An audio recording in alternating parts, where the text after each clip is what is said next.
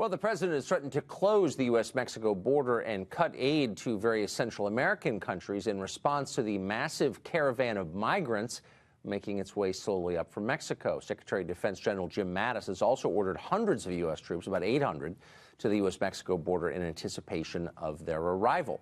Roberto Hernandez is an immigration advocate who lives in San Francisco. He says he's happy the migrants are coming. He joins us tonight. Roberto, thanks very much for coming on. I don't expect to convince you to change your views on immigration. We've talked many times. I know what they are. But I applaud you for being more honest than most on the left in saying out loud what you really want. So I want to use you to inform our viewers about the aims of the left. Tell me what the justification for this group coming here is. If they wanted asylum, they could have applied in the embassy in Tegucigalpa. They're instead coming to our border. Are they claiming that they're refugees, fleeing a war? If so, what war? What is the justification for this?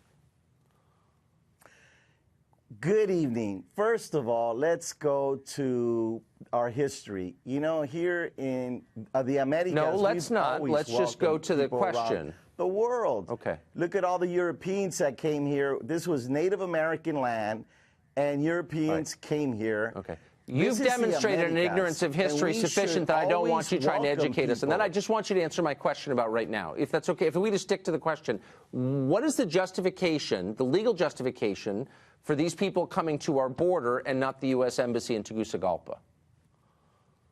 Well, if you look at the role of the United States in Central America, in Nicaragua, in Honduras, in Guatemala, and other countries in Latin America, the United States has promoted wars to protect corporate interests in a lot of these countries.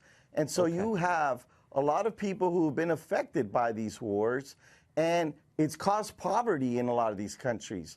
And currently there is a political climate in a lot of these countries, and people are coming here looking for refugee. And so let's hold on. No, okay, I'm going to try and take you seriously. The United Nations is supporting. Okay. Did you know that? But the United Nations it doesn't, is out there right nothing now. the United Nations does matters to me or surprises me. But let me hold on. Let me just ask you. Through the caravan. I'm trying to take you seriously. You said most of them in the first caravan are coming from Honduras. What war specifically are you talking about that the United States promoted? Whose interests were benefiting from that war? And when did that war end? What are you talking about specifically? Specifically, look at the role of the U.S. government in Honduras. I mean, we can go here all day, all night. What war are you talking about? Time. So I want to make just sure give me the war. Tell me when it ended. Understand that I'm trying. Okay, let me ask you this: do you know of any involvement of the U.S. in Honduras?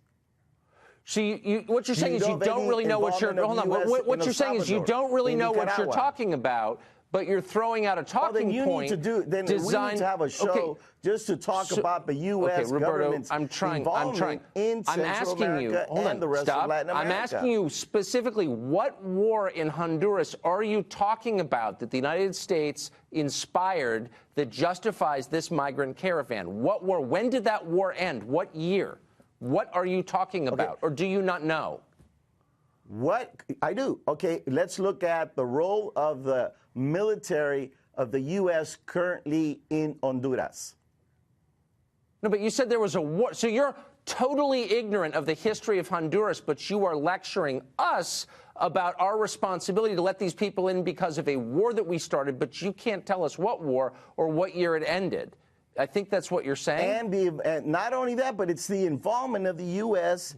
in Honduras and Central America. We've talked about this so before. Obviously history is not your subject. Let's go to something. And that's fine with me. I'm not sure we're disagreeing. I think I don't really know what you're talking about. Currently is supporting this caravan. Why would the United Nations be supporting and helping these people? And not I can't imagine why the UN does a lot of things. That the U.S.